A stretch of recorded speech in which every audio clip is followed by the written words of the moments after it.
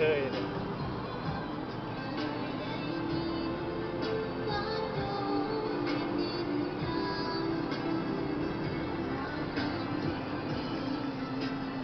เริ่มมอง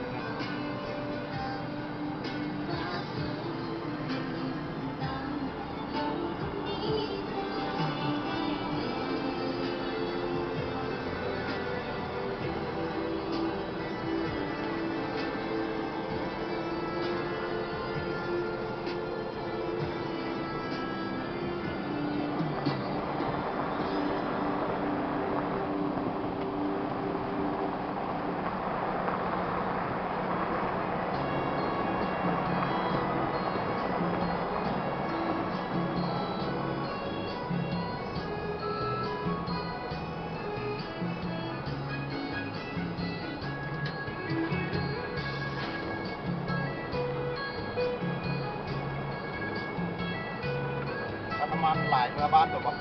นะคุณบ่เอากระพอนมั่งเบิ่งก่อนยาวเพียงนะ